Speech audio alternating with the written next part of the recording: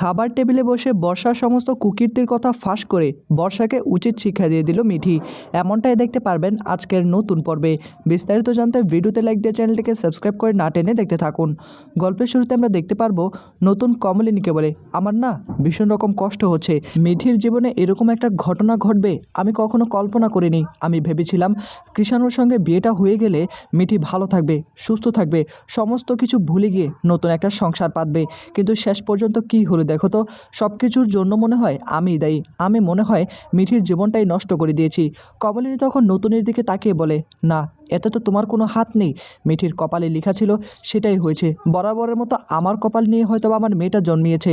আমার মেয়েটা দিনের পর দিন অনেক কষ্ট পাচ্ছিল। ভেবেছিলাম হয়তোবা কৃষাণুর সঙ্গে বিয়েটা হয়েছে, এবার অন্তত একটু হাসি খুশি থাকবে। কিন্তু শেষ পর্যন্ত কি হলো, আসলে বর্ষার চক্রান্তেই এই সমস্ত কিছু হচ্ছে। বর্ষার দিনের পর দিন এই বাড়িতে থেকে নানাভাবে আমার মেয়েটার ক্ষতি করার চেষ্টা করছে, কিন্তু তবু বর্ষা ছাড় পেয়ে যাচ্ছে। বর্ষাকে আমরা কিছুই করতে পারছি না। আমাদের মধ্যে তো সেই সহানুভূতি আছে, তাই না? বর্ষা তো সেটা আর বুঝে না। বর্ষা শুধু প্রতিশোধ নিতে জানে। কমলিনী হঠাৎ করে নতুনকে বলে, এসব কথা এখন বাদ দাও। তা তোমার সেমিনারে যাওয়ার কথাবার্তা কি হয়েছে? তোমাকে কিন্তু অবশ্যই সেমিনারে যেতে হবে। আমি কিন্তু এটা তোমাকে বলে দিলাম। নতুন তখন বলে, আমি ভেবে দেখব আমি যাব কি যাব না, তবে ডিপেন্ড করছে। দেখো কমলিনী, সব কিছুর একটা সময় রয়েছে। এখন সেই সময়টা আমার নেই যে আমাকে সেমিনারে যেতে হবে। বাড়ির পরিস্থিতি ভালো না, তার মধ্যে আমি কি করে যাই বলো তো? কমলিনী বলে, আমি এত কিছু শুনতে চাই না, তোমাকে অবশ্যই যেতে হবে। আমি কিন্তু বলে দিলাম। নতুন তখন কমলিনীর দিকে তাকিয়ে বলে, দেখো কমলিনী, এসব বিষয় না আমি তোমার সঙ্গে পরে আলোচনা করব। তা এখন মিঠি কোথায়? মিঠি কি ঘুমাচ্ছে নাকি? কমলিনী বলে, মিঠি তো ঘুমাচ্ছে কিনা জানি না, সেখানে তো গিয়েছে দিদিভাই। আমি তো যেতে চেয়েছিলাম, কিন্তু দিদিভাই বলো তুমি চলে যাও, আমি যাচ্ছি। মিঠি তো ঘুমাচ্ছে না, দিন রাত তার আরও যন্ত্রণা বেরিয়ে চলেছে। নিখিল তো এ বাড়িতে বউ হয়ে এসেছে। বাবিলো তো খুব সুন্দর করে তার জীবনটা কাটাচ্ছে, আর বুবলাইও তো জীবনটা কাটাচ্ছে। কিন্তু বর্ষা যেহেতু একটু অন্য প্রকৃতির মানুষ, সেটাকে নিয়ে আমি কোনো কথাই বলবো না। কিন্তু আমার মেয়েটার তো কোনো দোষ ছিল না। আমার মেয়েটাকে যে এভাবে শেষ হতে হবে সব কিছু থেকে, আমি কখনো কল্পনা করিনি, জানো তো।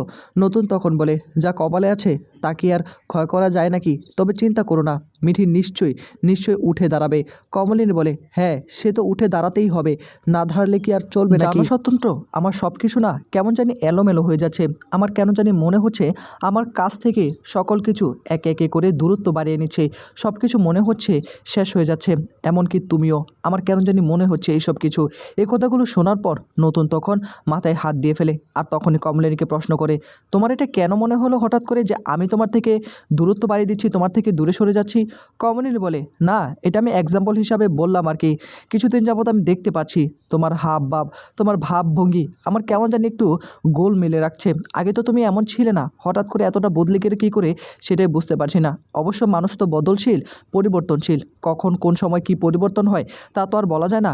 কমলিনীর দিকে তাকিয়ে তখন নতুন বলে ওঠে, এই চিনেছ আমাকে? এত বছর তোমার সঙ্গে আমি ছিলাম, আর শেষ পর্যন্ত তুমি আমাকে এই চিনেছ? দেখো কমলিনী, একটা কথা আমি তোমাকে বলে দিলাম, আমাকে নিয়ে তোমার মনে যে সংশয় রয়েছে না, সেটা আগে তোমাকে দূর করতে হবে। আমি এখনও বুঝতে পারছি না তুমি কেন, কোন বিষয় নিয়ে আমার সঙ্গে এরকম কথাবার্তা বলছো। কমলিনী বলে, না, আমি অগ্রিম কোনো কিছু বলি না, তবে আমার মনে ঘটকা লাগলো সে কথাগুলো থেকেই বললাম। আচ্ছা যাই হোক, এখন বলো তুমি সেমিনারে যাবে কিনা সেটা আমাকে বলো। যদি না হয় অন্য কথা, আমি তাহলে তোমার ইনস্টিটিউটে গিয়ে কথা বলবো। আমি চাই না আমার জন্য কিংবা আমার পরিবারের জন্য তোমার সেমিনারের কোনো ক্ষতি হোক, তোমার ইনস্টিটিউটের বড় কোনো ধরনের ক্ষতি হয়ে যাক। দেখো তুমি বরাবরের মতো কিন্তু তুমি মনের দিক থেকে একজন ইয়ং পারসন। তুমি ইয়ং মানুষের সঙ্গে খুব ভালো করে মিশতে পারো, যেমন ভোর আসলো, তোমার জুনিয়র আরও অনেক রয়েছে, তাদের সঙ্গে খুব ভালো করে মিশতে পারো। তখনই আবার নতুন বলে ওঠে, তুমি ভোরকে নিয়ে এখনও পড়ে রয়েছো? দেখো কমলিনী, আমি তোমাকে বলে দিয়েছি আমি এই মুহূর্তে সেমিনারে যেতে পারবো না। যদি আমি সেমিনারে যাইও, তোমাদের সকলকে একসঙ্গে নিয়ে যাব। আমরা একসঙ্গে কোথাও একটা ঘুরতে বের হলে কেমন হয়? তখনই আবার কমলিনী বলে ওঠে, ঘুরতে এই সময়ে মিঠি তো রাজি হবে না। তখনই নতুন বলে, আমি গিয়ে মিঠিকে রাজি করানোর চেষ্টা করব, তবে হ্যাঁ, তাকে তো আমি আর জোরাজুরি করতে পারবো না। যদি মিঠি যেতে চায় তাহলে আমি সেমিনারে যাব, এছাড়া আমি আর সেমিনারে যাব না। কমলিনী বলে, না, তোমাকে অবশ্যই সেমিনারে যেতে হবে। আমি চাই না তোমার কোনো ক্ষতি হয়ে যাক। তুমি তো আর সেখানে ঘুরতে যাচ্ছ না, একটা কাজে যাচ্ছ, কাজটা তো অবশ্য করতে হবে। আর তোমার জন্য তো অপেক্ষা করে রয়েছে ভোর। নতুন তখন বলে, এই ভোর কথাটা বারবার কেন আসছে আমি সেটাই বুঝতে পারছি না। আমি কি ভোরের জন্য সেমিনারে যাব নাকি? তুমি কি বলছো আমি কিছু বুঝতে পারছি না কমলিনী। কমলিনী বলে, দেখো স্বতন্ত্র, এখন কিন্তু ভোরই তোমার সবচেয়ে কাছের একজন মানুষ। আমি তো সেটা খুব ভালো করে বুঝতে পারছি। আচ্ছা ভোরের সঙ্গে আমি কথা বলবো, ভোর বললে নিশ্চয়ই তুমি যাবে। নতুন বলে তোমার এটা মনে হলো যে তুমি বলাতে আমি যাব না কিন্তু ভোর বললে আমি যাব? আরে তুমি কি আমার জীবনে ইম্পর্টেন্ট বেশি নাকি ভোর আমার জীবনে ইম্পর্টেন্ট বেশি? আমি তো সেটাই তোমাকে বোঝাতে পারছি না। কমলিনী তখন বলে আমিও তো জানি না কে তোমার থেকে বেশি ইম্পর্টেন্ট, আমি নাকি ভোর। আচ্ছা যাই হোক, এত কথা তো আর বলতে হবে না। আমরা যাই বা না যাই তোমাকে কিন্তু অবশ্যই যেতে হবে। এত বছর তুমি আমাদের পরিবারের জন্য অনেক কিছু করেছো। দেখো স্বতন্ত্র, হয়তোবা আমি তোমাকে অনেক কিছুই দিতে পারিনি, তুমি আমার জীবনটার মধ্যে জড়িয়ে রয়েছো, আমার জীবনটাকে সাজানোর চেষ্টা করেছো। কমলিনীর দিকে তাকে নতুন তখন বলে অনেক সময় হয়ে গিয়েছে, এখন তো ঘুমাতে হবে নাকি? সকাল হলে আবার তোমার একটা যুদ্ধ শুরু হয়ে যাবে। আর একটা কথা, আমি কিন্তু সবসময় তোমার পাশে থাকতে চেয়েছিলাম। তোমাকে আমি স্পষ্ট করে একটা কথা বলতে চাই, তোমাকে ছাড়া আমার জীবনে দ্বিতীয় মানুষ আর কেউ নেই, কাউকে আমি গ্রহণ করতে পারবো না। আর তোমার মিঠির পাশে না এখন থাকা উচিত ছিল। মিঠি কেমন আছে, কি করছে না করছে একটু যদি যত্ন আপনি করতে পারতে। তখনই আবার কমলিনী বলে উঠি দিদিভাই তো আছে, কেন দিদিভাই কি করতে পারবে না? ও তুমি আমাকে এখন তাড়িয়ে দিচ্ছ এই ঘর থেকে, তাই তো? দূরত্ব বাড়ানোর চেষ্টা করছো। নতুন তখন বলে তুমি শুধু শুধু আবার কেন পায়ে পড়ে এসে ঝগড়া করছো সেটাই আমি বুঝতে পারছি না।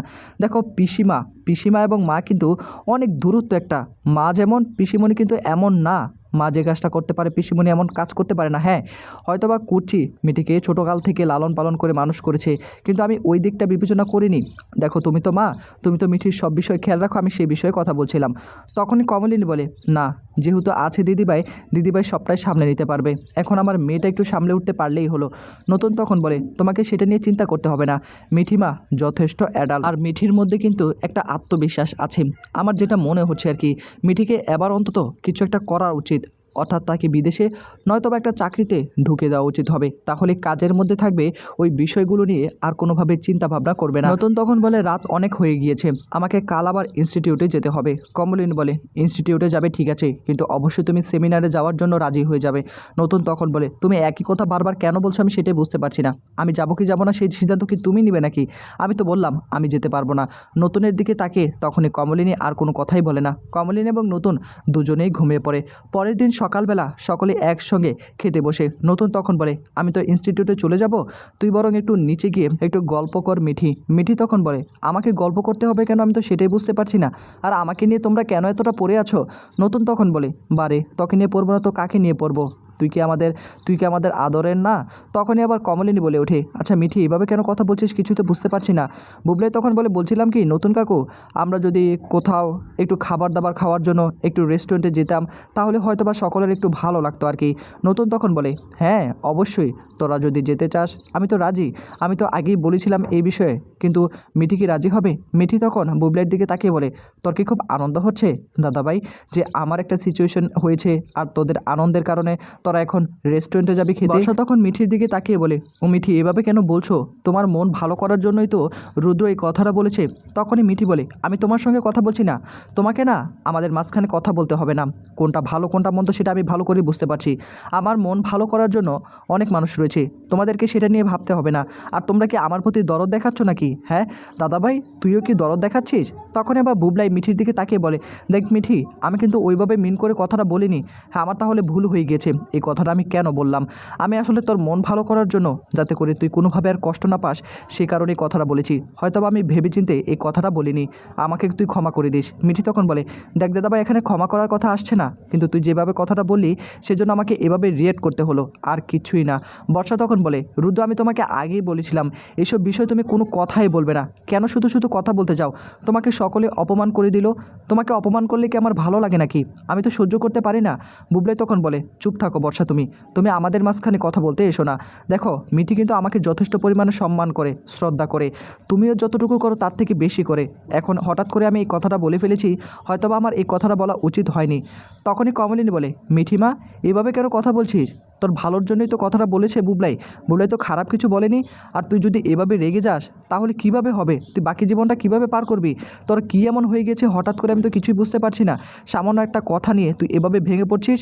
বুবলাই কিছু মনে করিস না। বুবলাই তখন বলে না মা আমি আসলে কিছু মনে করিনি, আসলে মিঠি যে কথা বলেছে হয়তোবা মিঠি রাইট কথা বলেছে, আমি হয়তোবা একটু অন্যভাবে কথাটা বলে ফেলেছিলাম আর কি।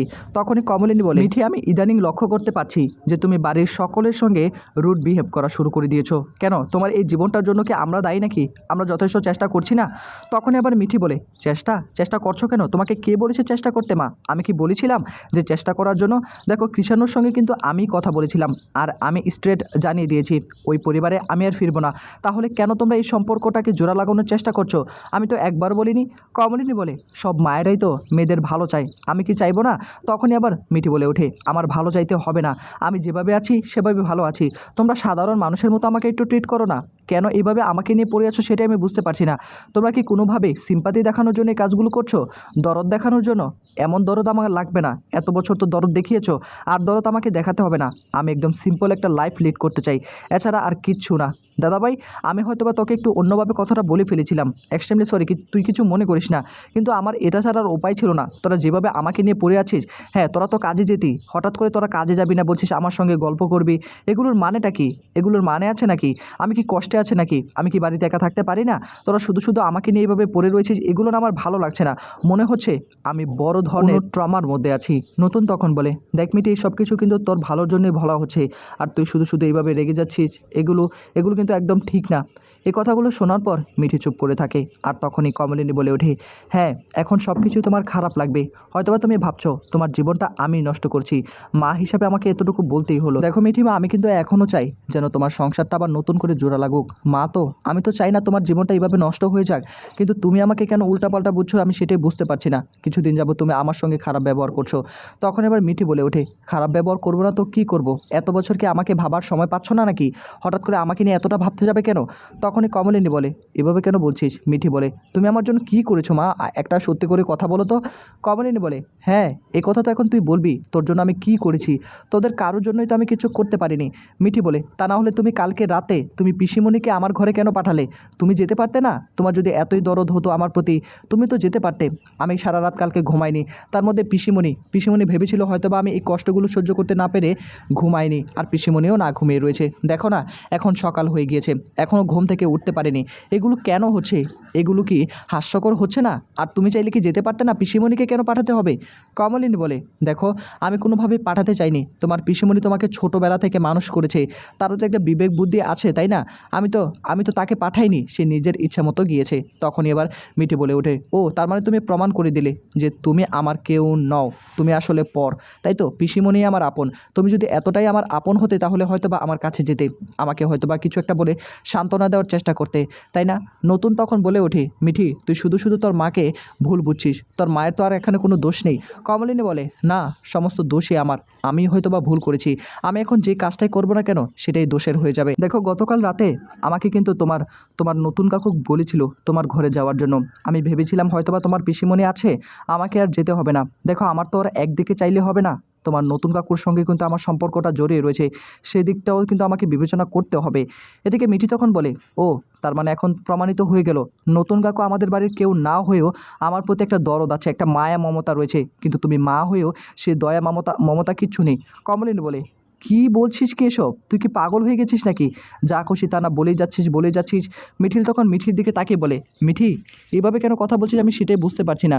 তুই তো এভাবে আগে কখনো কথা বলিসনি, কী হয়ে গিয়েছে তোর? তুই এভাবে ভেঙে পড়ছিস কেন? তুই তো ভেঙে পড়ার মানুষ নস, তাহলে তুই এরকমটা কেন করছিস? সকলের সামনে তুই রুড ব্যবহার করছিস। তখনই মিঠি বলে, মিঠিলদি আমি রুড ব্যবহার করছি না, তোমরা করতে বাধ্য করছো। তোমরা যেভাবে আমার সঙ্গে ট্রিট করছো, তোমাদের সঙ্গে এই ব্যবহারটুকুই করা উচিত। কমলিনী বলে, তোমার থেকে এটা আমরা কখনো আশা করিনি। মিঠি বলে, আশা করোনি, এখন আশা করো। এদিকে নতুন মিঠির দিকে তাকিয়ে বলে, মিঠি ডিভাইড করে দিলি তো যে তুই আমার কেউ নস, অর্থাৎ তোকে আমি মেয়ের মতো করেও দেখি না, তুই আমার মেয়েও নয়। তখনই আবার মিঠি বলে, হ্যাঁ তুমি তো আমার বাবা নও, তুমি তো শুধু নতুন কাকু। আমি ওইভাবে মিন করে কথা বলতে চাইনি, আমি এতটুকু বলেছি যে তুমি আমার কেউ না হয়েও আমার কথা চিন্তা করছো।